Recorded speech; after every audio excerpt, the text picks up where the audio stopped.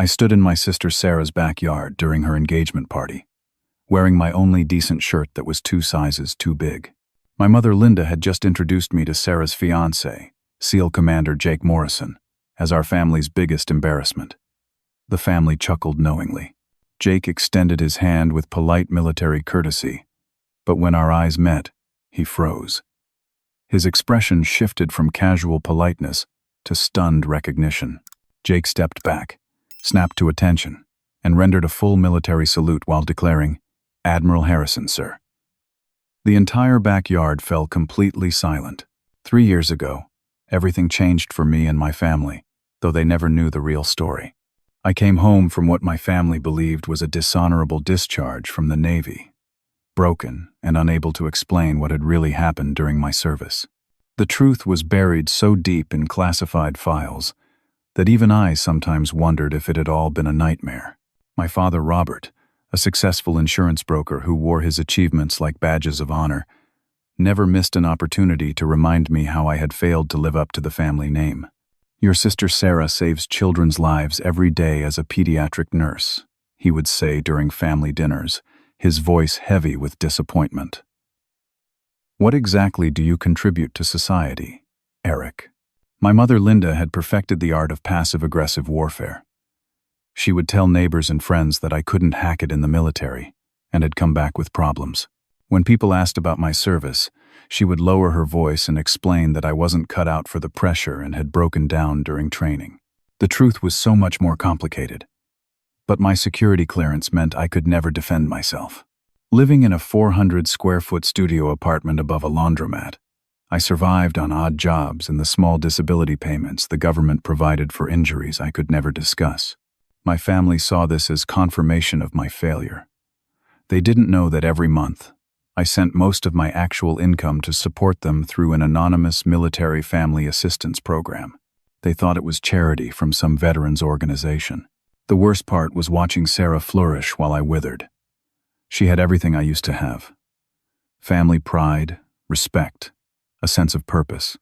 During family gatherings, relatives would praise her accomplishments while carefully avoiding any mention of my existence. When forced to acknowledge me, they would speak in the past tense, as if the person I used to be had died somewhere overseas.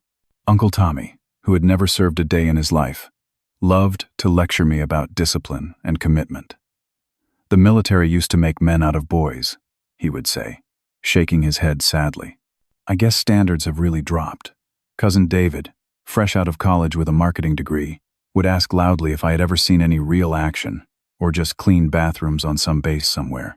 The physical changes in me only reinforced their beliefs. I had lost 30 pounds. My hands sometimes shook without warning, and I kept my hair longer than military regulation to hide scars they couldn't understand. When I had nightmares and woke up shouting, my thin apartment walls meant the neighbors complained. My mother heard about this and assumed it was evidence of my mental instability. During family holidays, I became invisible. Conversations would stop when I entered a room, not out of respect, but from discomfort. My grandmother would pull visiting relatives aside and whisper about how I had come back different and never amounted to anything. She spoke about me like I was a cautionary tale, a reminder of what happened when someone couldn't handle responsibility. The financial strain of maintaining my cover story was crushing. While my family lived comfortably in their suburban home, driving reliable cars and taking annual vacations, I counted every dollar. I wore the same 3 shirts in rotation, bought groceries from discount stores, and walked everywhere to save gas money. My family interpreted this poverty as proof of my incompetence, never imagining that their comfortable lifestyle was partly funded by the man they pitied. Sarah tried to be kind, but her kindness felt like pity. She would bring me leftovers from family dinners I hadn't been invited to, speaking in the gentle voice she probably used with her young patients. "You know Mom and Dad love you, Eric," she would say. "They just want to see you get back on your feet." But getting back on my feet meant revealing secrets that could destroy national security operations still running across 3 continents. My father's disappointment was the hardest to bear. He had served briefly in the Army Reserve decades ago and considered himself an expert on military culture. Real soldiers come home stronger, he would tell me. They build careers, start families, contribute to their communities. What's your excuse? I wanted to tell him that real soldiers sometimes carry secrets so heavy they can't sleep, that strength isn't always visible, that some contributions to country and community happen in shadows where families never see them.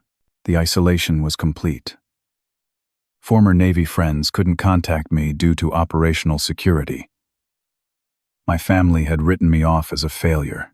Civilian acquaintances assumed I was just another veteran who couldn't adjust to normal life. I spent most evenings alone in my apartment, reading books or watching old movies, trying to forget the faces of the people I had saved and lost in equal measure. The irony was that I had achieved everything my father claimed to value. I had served my country with distinction, earned the highest honors the military could bestow, and continued serving in ways that protected American lives every day. But the very nature of my service meant I could never receive the recognition that might have made my family proud.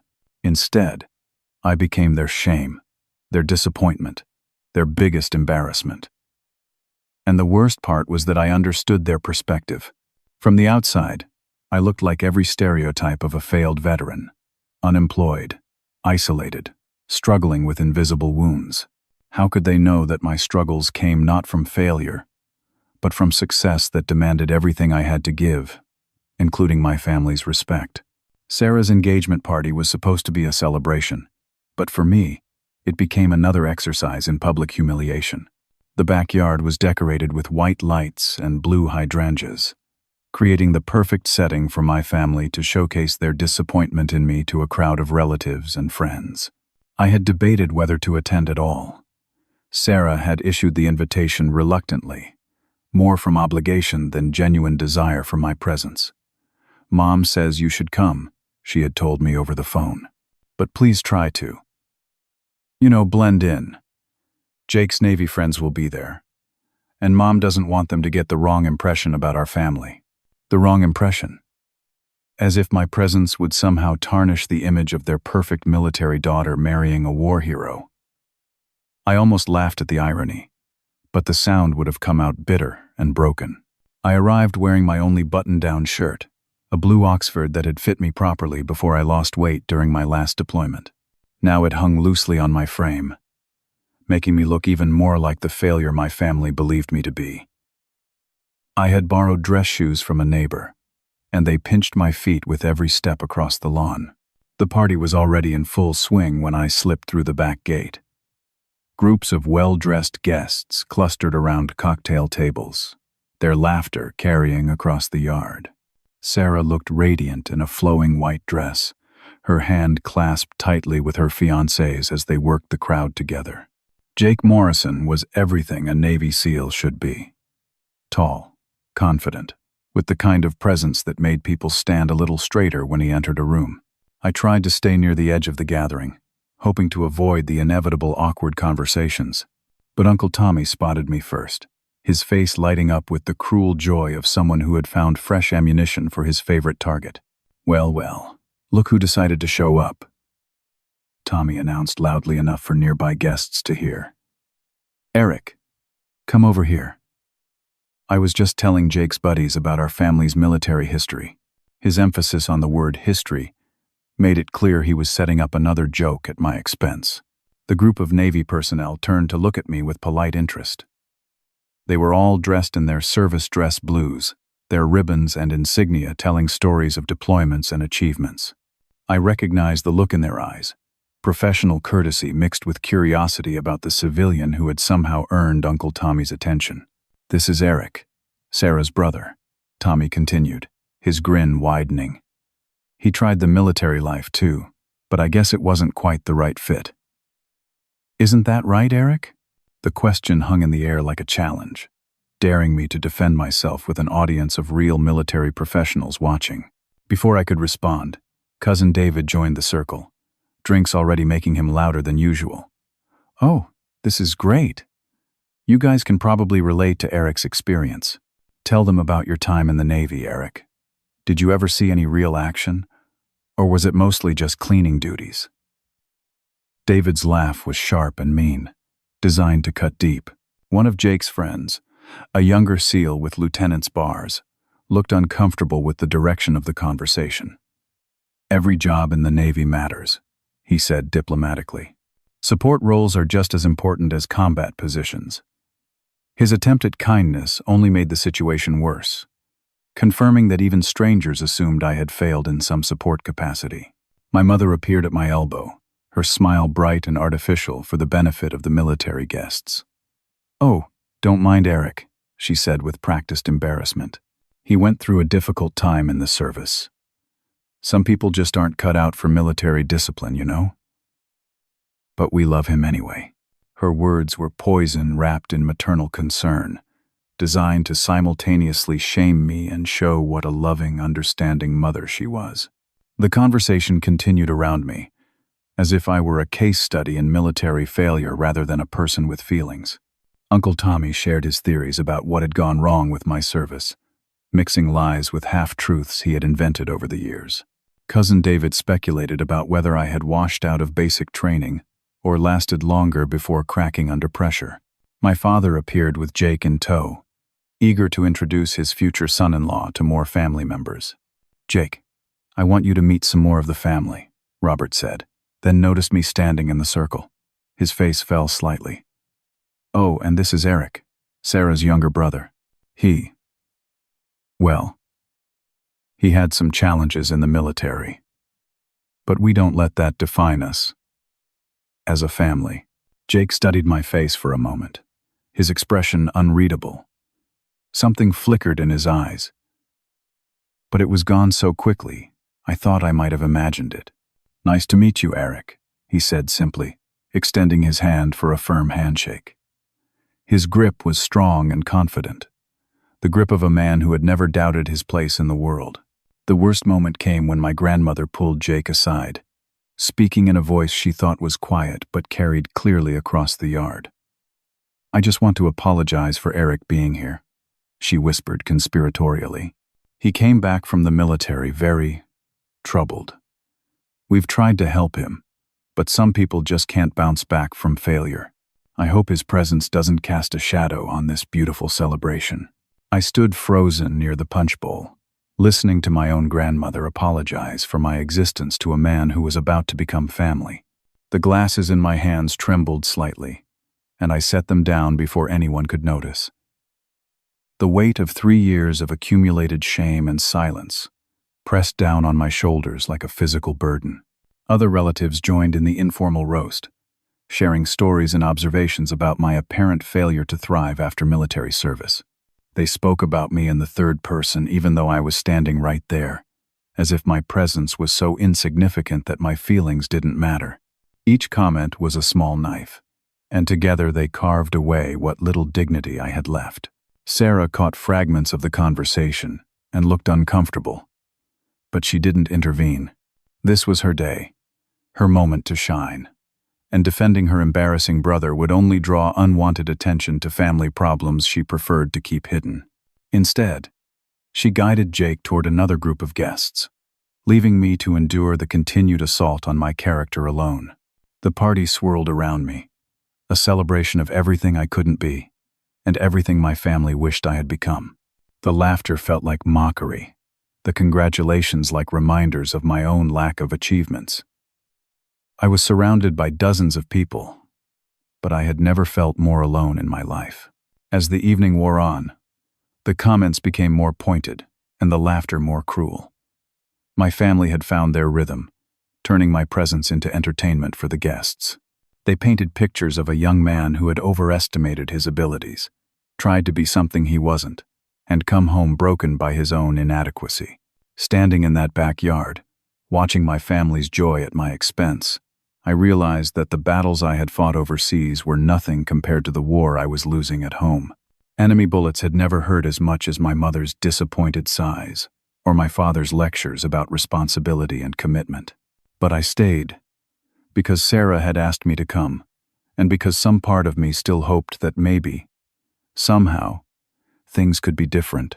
Maybe this time my family would see past their disappointment and remember that I was still their son, their brother, their flesh and blood.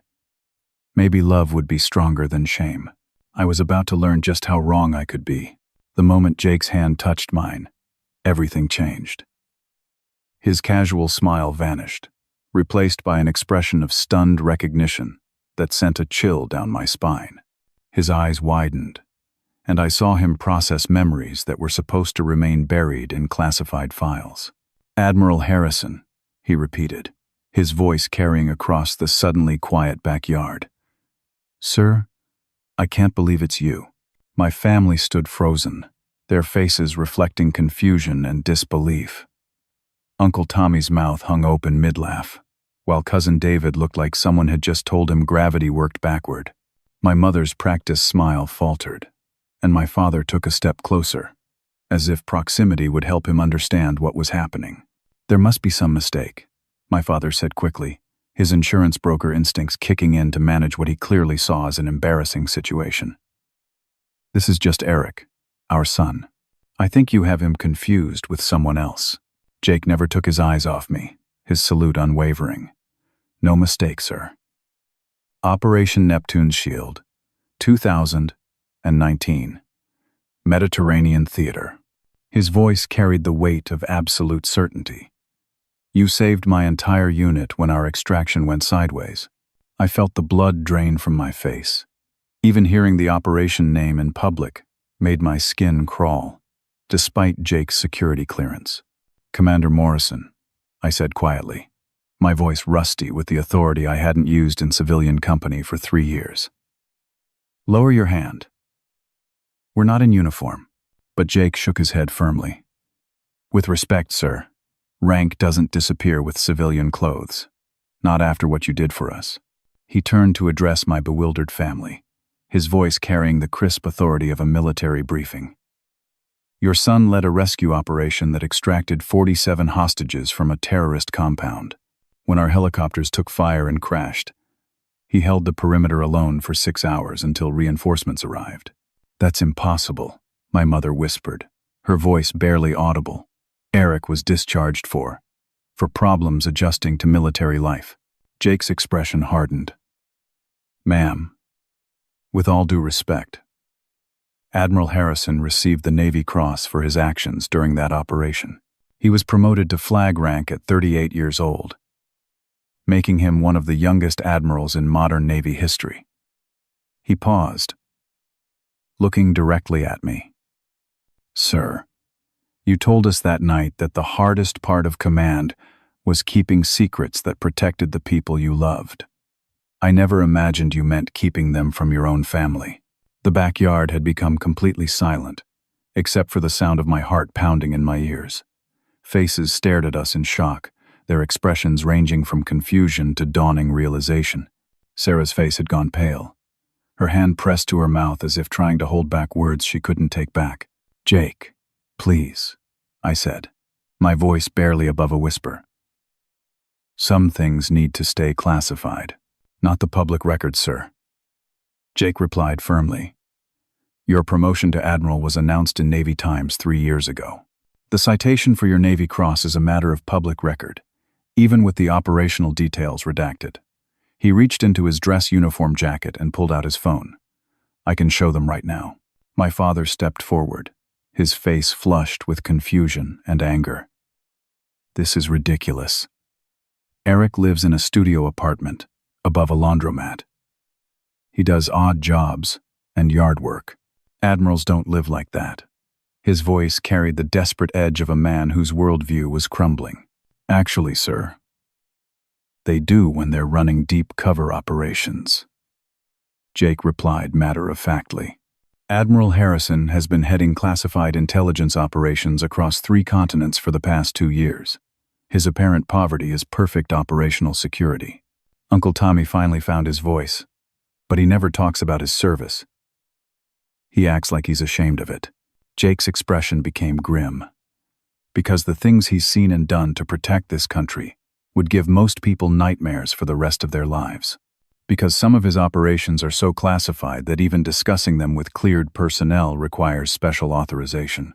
He looked around the circle of family members, his gaze lingering on each face. because he's been listening to his own family mock his service while he continues to risk his life for strangers who will never know his name. My grandmother sank into a nearby lawn chair, her face white with shock. But the discharge papers. Transfer papers, ma'am. Jake corrected. From active duty to naval intelligence. The classification level makes them look like administrative discharge to anyone without proper clearance. He turned back to me. Sir, I know I'm violating protocol by discussing this, but I can't stand here and watch your family dishonor your service. Sarah finally spoke, her voice breaking with emotion. Eric, is this true? Are you really an admiral? I looked at her face, seeing 3 years of casual dismissal and unconscious cruelty reflected in her tears.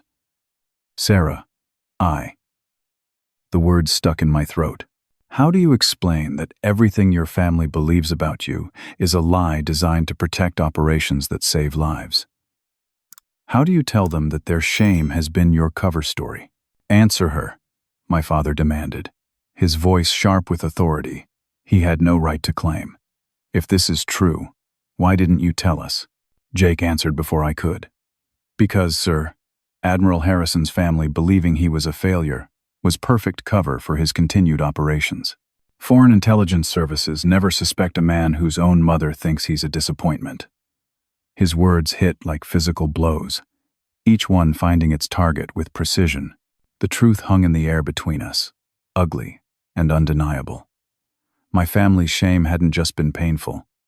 It had been operationally useful. Their mockery had helped me blend into the background, invisible to enemies who might otherwise have targeted the families of high-value intelligence assets. The anonymous military family assistance payments you've been receiving, I said quietly, my voice steady despite the earthquake happening inside my chest. Those weren't charity. They were coming directly from my salary. I pulled out my phone and showed them bank statements I had never intended anyone to see. I've been supporting this household for 3 years while listening to you tell people I was a failure. The silence that followed was deafening. Faces that had been confident in their judgment moments before now reflected dawning horror at the magnitude of their mistake. My mother's hand flew to her mouth as she realized the implications of what I had revealed. You've been supporting us? She whispered. While you told everyone I was the family embarrassment, I finished. While you apologized for my presence at family functions. While you wished I had never come home at all. Jake remained at attention, his salute a silent testament to respect my own family had never shown. In his eyes, I saw the recognition of a fellow warrior, someone who understood the weight of duty and sacrifice. But more than that, I saw rage at the way the people who should have loved me most had treated me with such casual cruelty. The engagement party continued around us, but our small circle existed in a bubble of shock and revelation. Everything my family thought they knew about me had just crumbled, leaving them to confront the ugly truth about their own behavior toward a son and brother who had been serving his country with distinction, while they scorned his apparent failures. But the worst was yet to come.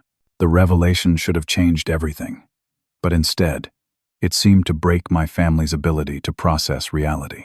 Rather than accepting the truth Jake had presented, they doubled down on their disbelief with a desperation that was painful to watch.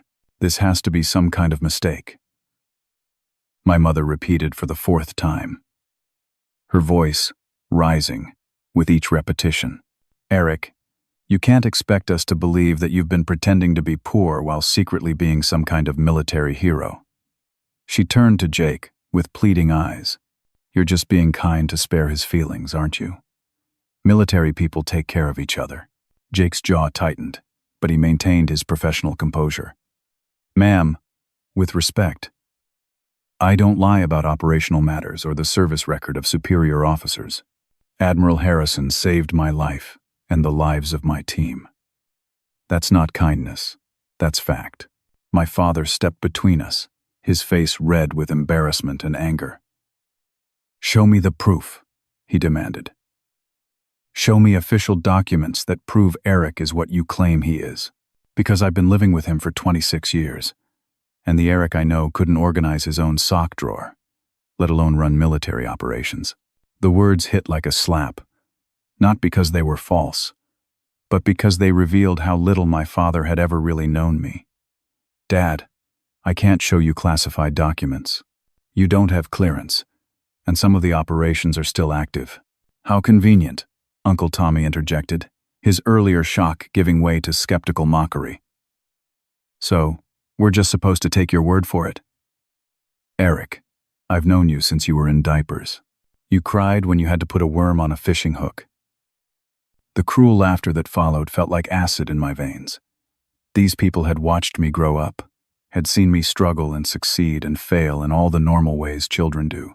But instead of remembering the whole person, they had fixated on my perceived weaknesses and built an entire narrative around them. Sarah looked torn between Jake's testimony and her family's reaction. Eric, this is all so hard to believe. If you're really this important military person, why didn't you ever tell me? Why let us think you were struggling? Because I was struggling, I said, my voice breaking slightly.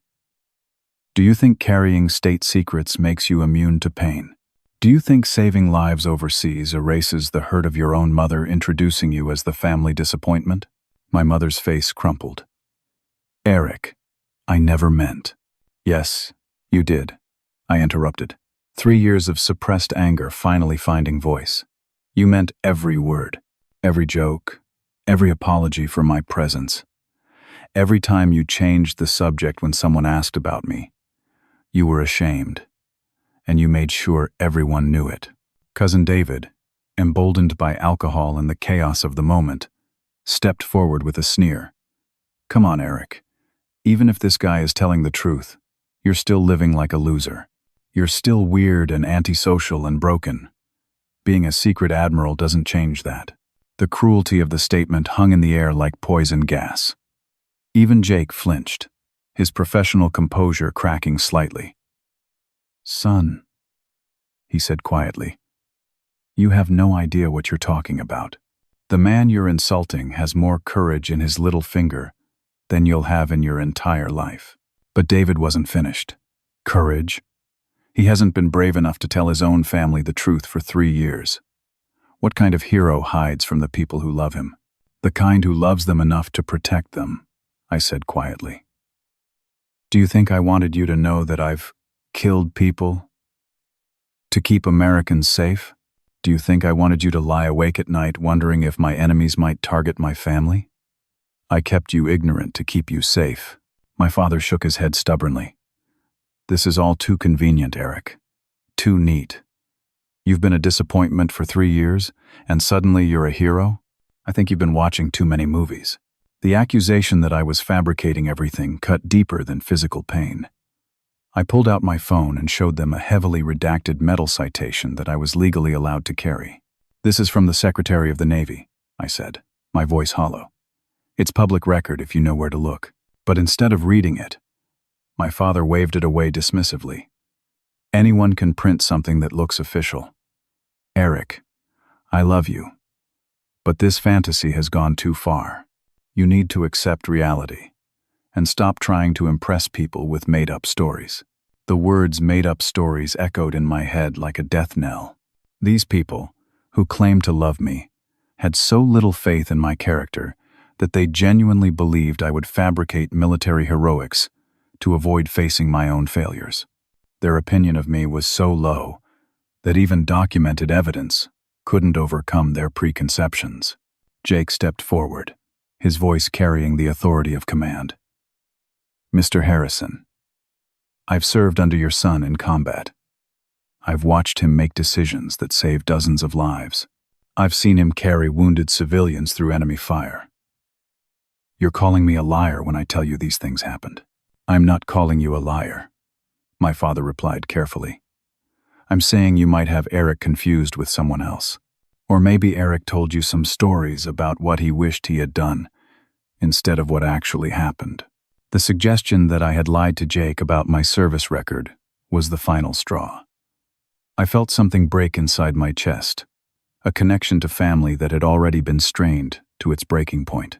You think I'm delusional, I said quietly. You think I've been living in some fantasy world where I matter, where I make a difference. My mother reached for my hand, but I pulled away. Eric, sweetheart, we just want you to be realistic about your life. We want you to stop hiding behind these elaborate stories and start dealing with your real problems. My real problems, I repeated slowly. Like the fact that my own family thinks I'm a pathological liar? Like the fact that the people who are supposed to love me unconditionally have spent 3 years systematically destroying what little self-worth I had left. The engagement party continued around us, but our family drama had created a bubble of uncomfortable silence. Other guests were beginning to stare, their faces reflecting curiosity and concern about the increasingly heated conversation happening near the buffet table. Jake remained at attention, his presence a silent reminder that at least one person in this yard believed in my worth and my service. But even his support couldn't fill the hollow ache in my chest as I watched my family's absolute refusal to accept that they might have been wrong about me. I've been sending you money for 3 years, I said, my voice barely above a whisper. Money that came from hazard pay and combat bonuses. Money I earned by doing things that gave me nightmares so you could sleep safely in your beds, and you used that money while mocking the man who provided it. But even this revelation couldn't penetrate their wall of denial. They had invested too much in their version of reality to abandon it now, even when faced with evidence that contradicted everything they believed. The worst part was that some small part of me understood their perspective. The Eric they knew was broken and struggling and unable to defend himself. How could they suddenly accept that this same person was secretly one of the military's most decorated officers? The cognitive dissonance was too great, the adjustment too massive, but understanding their position didn't make their refusal to believe me hurt any less. If anything, it made the pain sharper, more focused. They weren't rejecting my claims because they were impossible. They were rejecting them because accepting them would mean acknowledging the magnitude of their own cruelty towards someone who had never deserved it. Standing in that backyard, surrounded by the people who should have known me best, I realized that love without respect was just another form of abuse. And I had been accepting their version of love for far too long. The truth hit me like a physical blow when I finally understood what my family had really been doing for the past 3 years. It wasn't just mockery or disappointment. It was something far more insidious and painful than I had ever imagined. The military family assistance payments, I said slowly, pulling up my banking app on my phone with trembling fingers. You said you thought they were charity from some veterans organization. I scrolled through months of transaction records, my voice growing stronger with each entry I read aloud. $1,500 in January, $2,000 in February when you needed car repairs, $2,500 in March for Mom's dental work. My father's face went pale as he began to understand what I was revealing. Eric, what are you saying? I'm saying that every single one of those payments came directly from my account, I replied, turning the phone screen toward them so they could see the evidence with their own eyes. Every dollar you spent while telling people I was a failure came from the salary of the man you were mocking. My mother staggered backward as if I had struck her. That's not possible. The letters said it was from a military assistance fund for struggling families. It was, I said quietly. The Admiral's Discretionary Family Support Fund. I'm the Admiral. I created the fund specifically to help your family without revealing the source. I scrolled to another screen showing the official fund documentation. I've been sending you my own money through official channels to maintain operational security while making sure you could afford your mortgage, your car payments, your medical bills. Uncle Tommy's face had gone from red to white to green as the implications sank in. You're saying we've been living off your salary while making jokes about how I couldn't support myself, I finished, while apologizing to neighbors for my existence, while telling Jake's military friends that I was too incompetent for military service. The words tasted bitter in my mouth, but they needed to be said. You've been cashing checks from the family embarrassment for 3 years. Sarah's fiancé, Jake, looked like he wanted to be anywhere else in the world. His professional composure was cracking as he watched my family process the magnitude of their cruelty. Sir, he said quietly, Perhaps we should discuss this privately. But I shook my head. They made this public when they decided to humiliate me in front of your friends. They can hear the truth the same way. I turned back to my family, my voice growing steadier with each word. Do you want to know why I lived in that studio apartment? Because every month, I sent you enough money to live comfortably while I ate ramen noodles and wore second-hand clothes. My father's insurance broker mind was already calculating figures. $1,500 to $2,500 per month, he said slowly. Over 3 years, that's $68,400, I said without hesitation. Plus the emergency payments for unexpected expenses. The roof repair last summer, $8,000 from my deployment bonus. Cousin David's wedding gift, $5,000 from my hazard pay. I looked directly at David, whose face had gone ashen. You thanked Mom and Dad for their generosity at the reception. You toasted their success while they lived off money I earned getting shot at by people who wanted to kill Americans. The silence that followed was deafening. Even the ambient party noise seemed muted, as my family absorbed the full scope of what they had done. They had taken my money while destroying my reputation. They had lived off my sacrifice while denying its existence. Eric, my mother whispered, tears streaming down her face. We didn't know. You didn't want to know, I corrected. When the payments started, did you investigate where they came from? Did you question why your family suddenly qualified for military assistance when your only military connection was the son you considered a failure? I pulled up another screen on my phone. The payment notifications included the donor code. A 5-minute internet search would have told you that AH779 was Admiral Eric Harrison's personal designation. Cousin David found his voice first, though it came out as a croak. You're saying I spent your money on my wedding while making jokes about your military service? Your entire wedding reception bar tab was paid for with my combat pay, I confirmed. I was happy to do it, because I love this family, despite everything. But yes, you drank champagne bought with money I earned while dodging bullets in places you can't pronounce. Uncle Tommy slumped into a nearby chair, his face gray with shame. Oh God, Eric. The things we said. The things you said while living in a house whose mortgage I was paying, I added. The jokes you made about my competence while driving a car whose payments came from my salary. The lectures about responsibility you gave me while I was funding your retirement account contributions. Jake stepped forward, his military bearing rigid with barely controlled anger.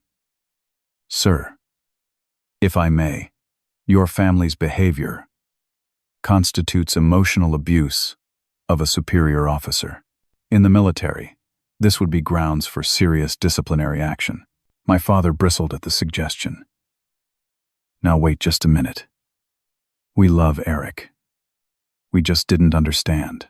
You understood enough to cash the checks, Jake shot back, his diplomatic facade finally cracking. You understood enough to accept money, while humiliating the man who provided it. That's not misunderstanding. That's exploitation. The word exploitation hung in the air like an accusation none of them could deny. They had exploited my love, my sense of family duty, my inability to defend myself due to security restrictions. They had taken everything I could give while giving me nothing but pain in return. Sarah finally spoke, her voice barely audible. Eric, if we had known the money was from you, you would have what? I asked, my voice hollow with exhaustion. Treated me with basic respect? Defended me when relatives made jokes about my service? Stopped introducing me as the family disappointment? I shook my head slowly. The money shouldn't have mattered. I was still your brother regardless of my bank balance. My grandmother, who had been silent through most of the revelation, finally found her voice. Eric, dear, we thought we were helping you by not enabling your problems. My problems? I repeated slowly. Like the PTSD I developed from watching my best friend die in my arms while protecting American hostages? Like the insomnia that comes from making life and death decisions for people I'll never meet? Like the depression that comes from having the people you love most think you're worthless? The cruelty of their help was finally becoming clear to them. They had thought they were practicing tough love, refusing to enable what they saw as my failure to launch. Instead, they had been systematically destroying someone who was already broken from serving his country. Every family dinner where you compared me unfavorably to Sarah, I continued, my voice gaining strength from finally speaking these truths aloud. Every holiday where you seated me at the children's table because I didn't have accomplishments worth acknowledging. Every introduction where you apologized for my presence.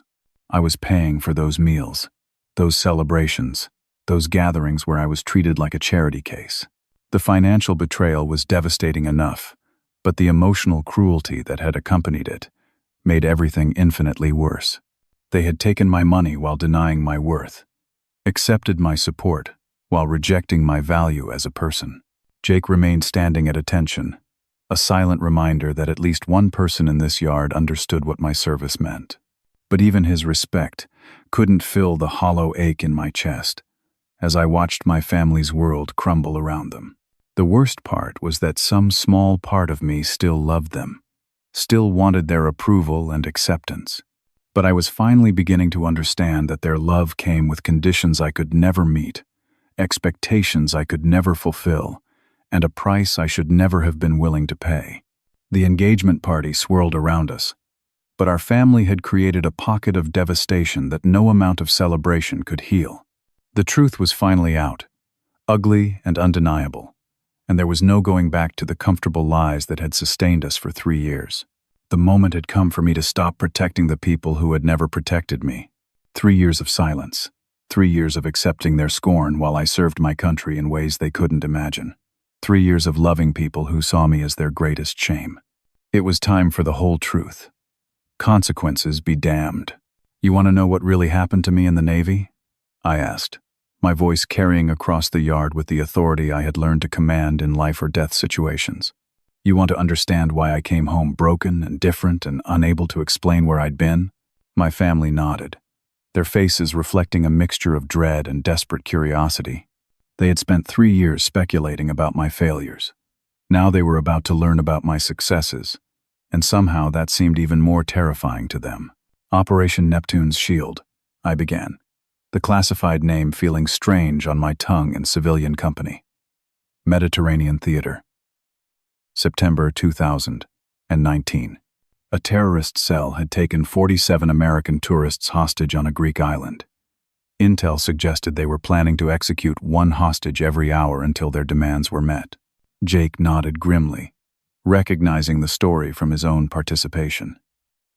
His presence gave me permission to share details that would normally remain buried in classified files forever. I led a joint task force with Navy SEALs, Marine Force Recon, and Army Special Forces. The plan was simple. Simultaneous assault from 3 vectors, while helicopters extracted hostages from the compound roof. I looked directly at my father as I spoke. You said real soldiers come home stronger, Dad. Let me tell you about real soldiers. The party had grown quiet around us as guests sensed the gravity of what was being revealed. Even strangers could feel the weight of truth being spoken after years of silence. The mission went sideways when our helicopters took RPG fire during the approach. Both birds went down inside the compound perimeter. Jake's team was pinned down in the courtyard with wounded personnel and 47 terrified civilians who were looking to us for salvation.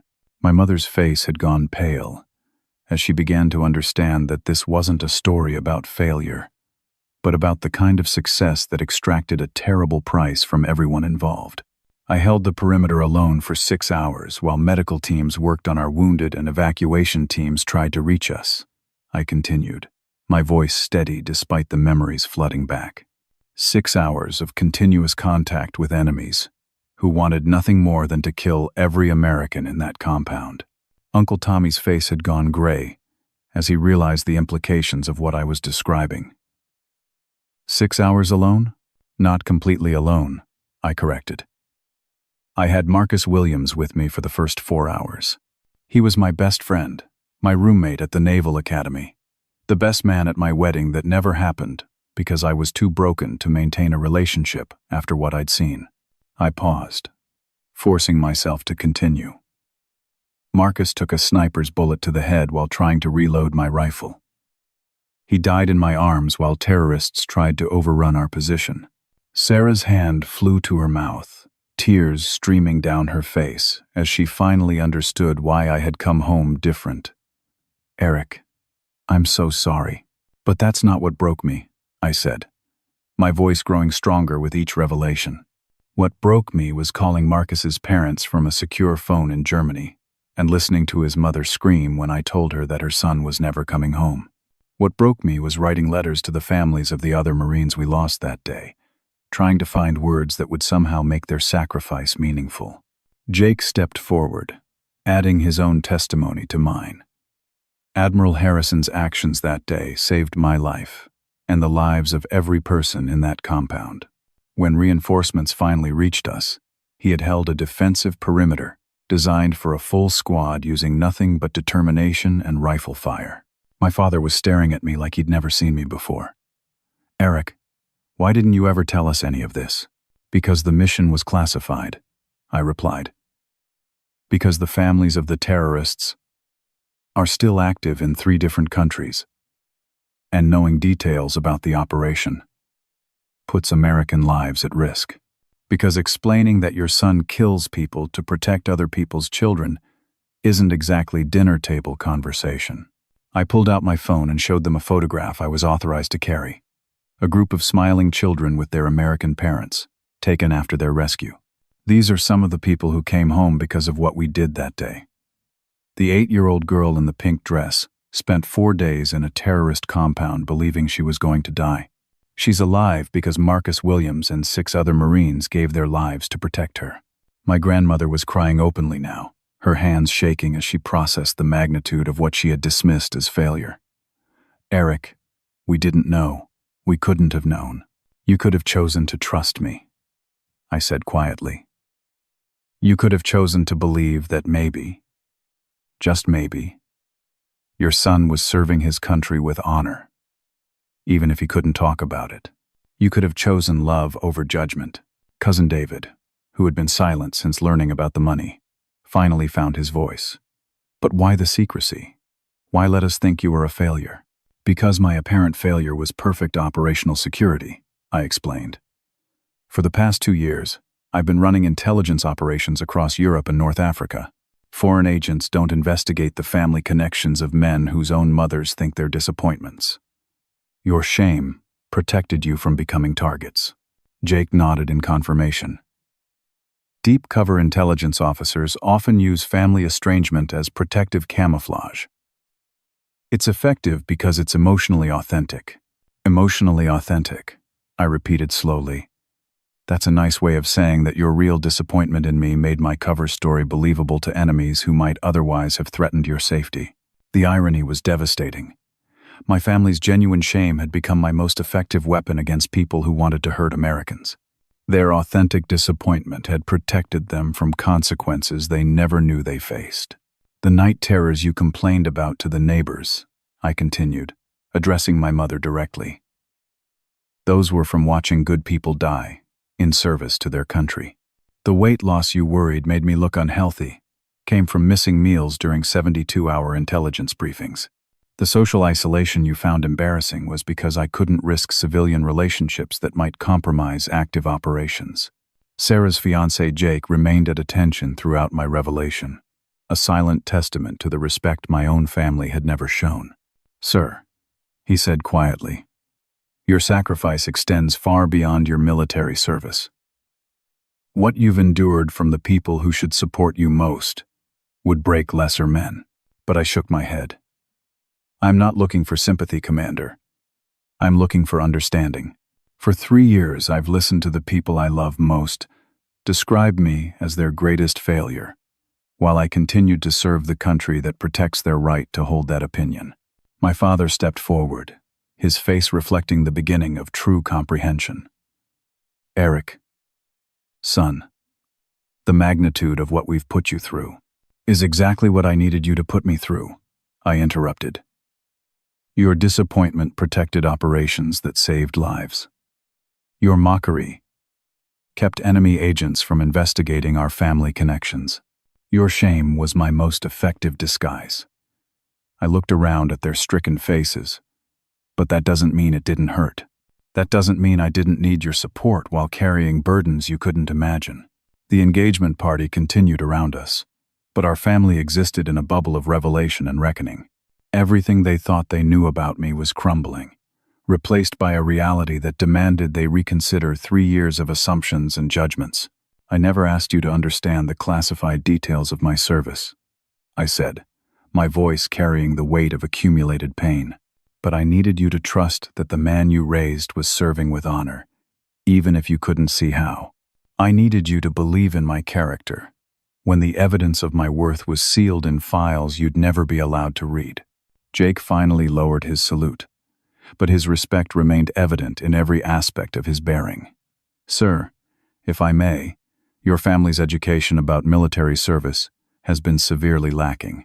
Perhaps it's time they learned what it really means to support the troops.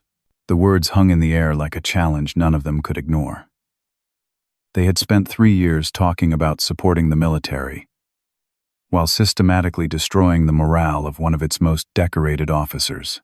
They had waved flags and thanked veterans while treating their own family's service member like a shameful secret. The truth was finally out, ugly and beautiful and devastating in its completeness. There was no going back to comfortable ignorance, no return to the simple narrative that had sustained them for 3 years. They would have to live with the knowledge of what they had done, and I would have to decide whether forgiveness was possible after such profound betrayal. But for the first time in 3 years, I felt like myself again. Admiral Eric Harrison, decorated war hero, intelligence officer, and a man whose service mattered, even if his family had never understood its value. The question now was whether they could learn to see me the way Jake did, or if the damage was too deep to ever fully heal. The silence that followed my revelation stretched on until it became unbearable. My family stood frozen in a tableau of shame and dawning comprehension, their faces reflecting the magnitude of their 3-year mistake. But it was my father who broke first, his carefully constructed composure crumbling like a demolished building. "Oh my God," he whispered, his voice breaking as tears began streaming down his face. "Eric, what have we done to you?" He took a step toward me, then stopped, as if unsure whether he had the right to seek comfort from the son he had spent years humiliating. "We've been monsters to you. Absolute monsters." My mother's legs gave out, and she sank into the nearest lawn chair, her hands covering her face as sobs racked her body. "The things I said about you," she moaned through her fingers. "The way I introduced you to people. Oh God, Eric. I told everyone you were our biggest disappointment, while you were supporting our entire family." Uncle Tommy stood like a statue, his face gray with horror at his own behavior. "The jokes I made," he said slowly. "The lectures about military discipline, while you were literally decorated for heroism. Eric, I don't know how to take back 3 years of cruelty, but it was Sarah who surprised me the most." She stepped forward with determination, her face set in lines of fierce resolve I had never seen before. "Eric, I need you to know that this ends now. Today. This minute." She turned to face our parents, her voice carrying the authority of the pediatric nurse who fought for vulnerable children every day. "Mom, Dad, you're going to make this right, or you're going to lose me too." My father looked up sharply, his insurance broker instincts recognizing a serious ultimatum. "Sarah, what do you mean?" "I mean that if you can't learn to treat my brother with the respect and love he deserves, then you won't have a daughter either," she said firmly. "Jake and I will start our marriage without family support, rather than watch you continue to abuse a war hero."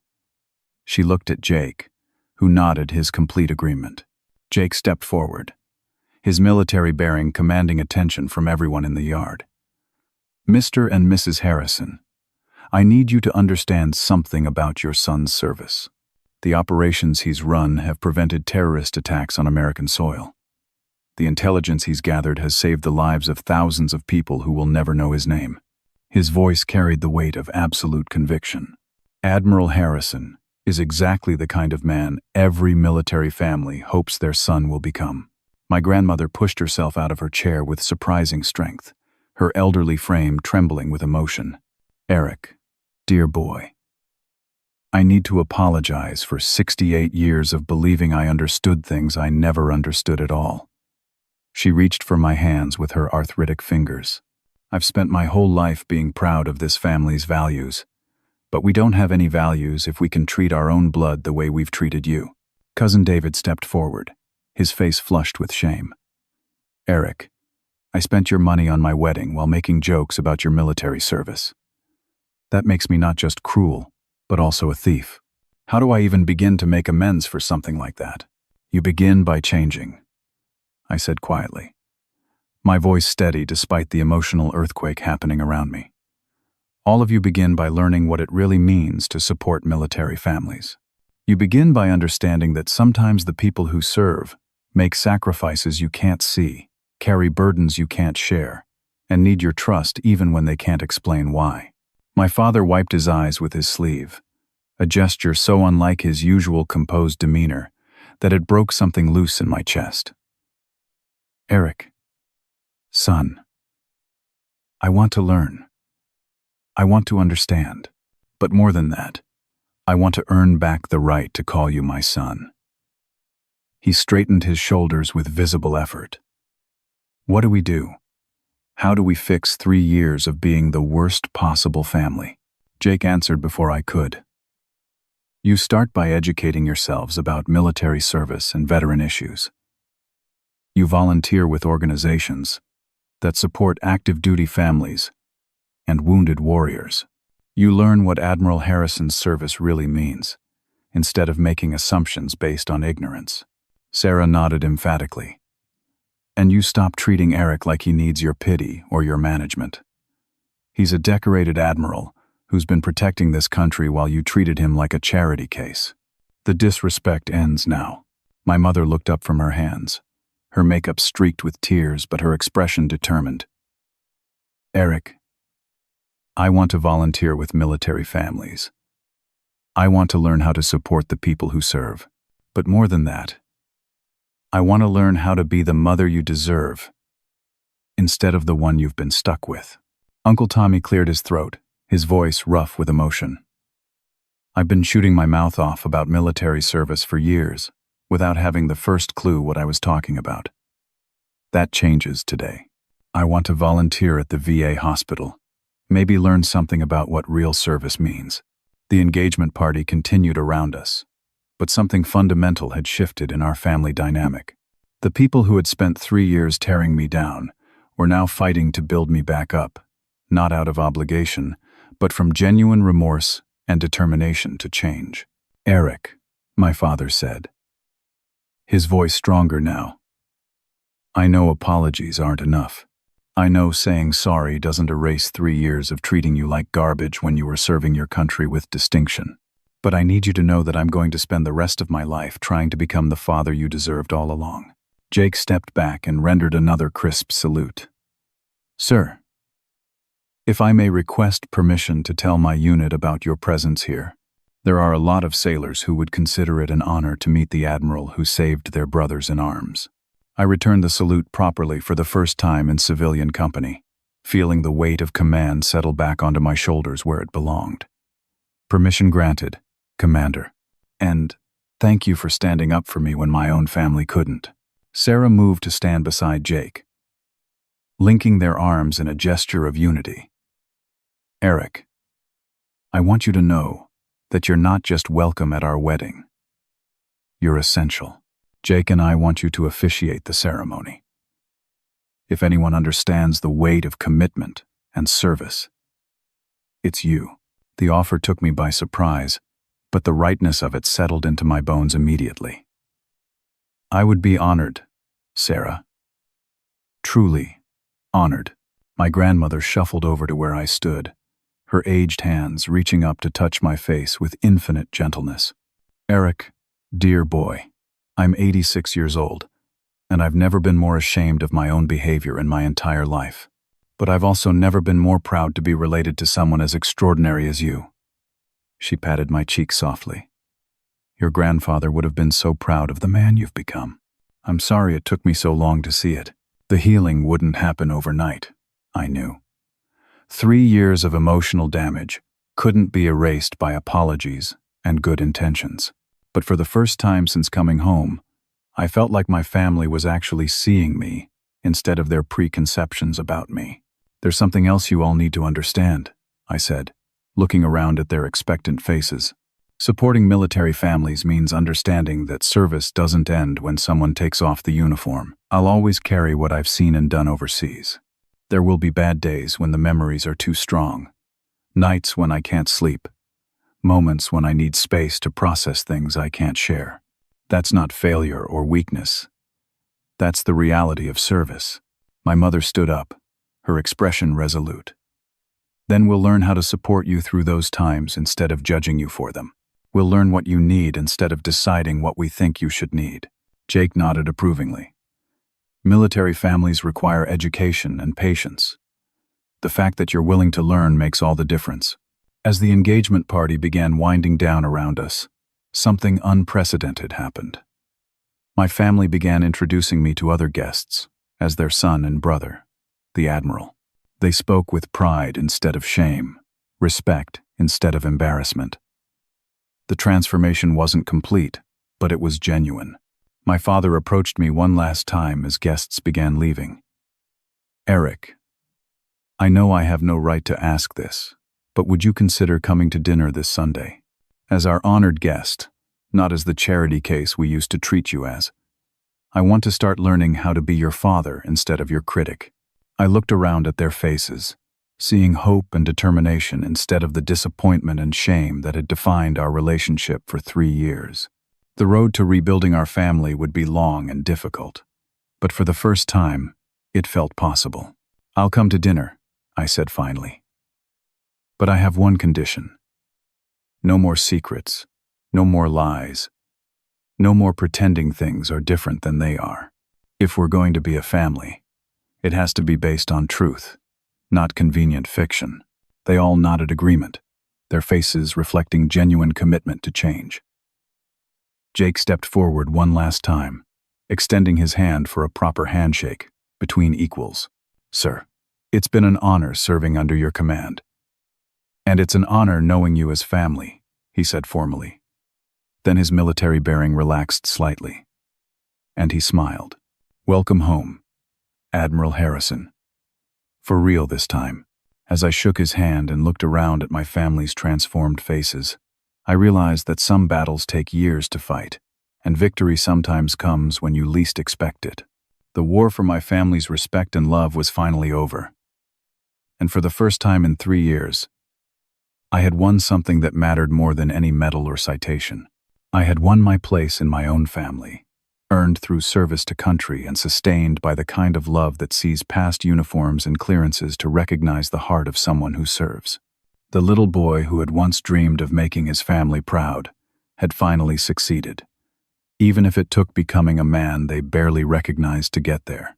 Standing in that backyard, surrounded by the people who had hurt me and were now committed to healing me, I understood that coming home from war isn't about geography or discharge papers. Coming home is about finding people who see your worth and choose to honor it, whether they wear uniforms or not. The engagement party was over, but my real homecoming had finally begun. So let me ask you something. Have you ever had to keep a secret that protected the people you love, even when that silence cost you their respect? Have you found yourself in a situation where doing the right thing meant accepting misunderstanding from the people who matter most to you? I'd love to hear about your experiences with family challenges and how you worked through them in the comments below. If this story moved you or reminded you of the importance of supporting our military families, please hit that like button and consider sharing it with someone who might need to hear this message. And if you haven't already, please subscribe for more stories about courage, family, and the price of serving something bigger than yourself. Thank you for listening to my story. And remember that sometimes the greatest battles we fight are for the hearts and minds of the people we love most. May you find the courage to stand up for what's right, even when it costs you everything you thought you wanted. and may you discover that true family honors your sacrifices instead of diminishing them. Until next time, take care of each other out there.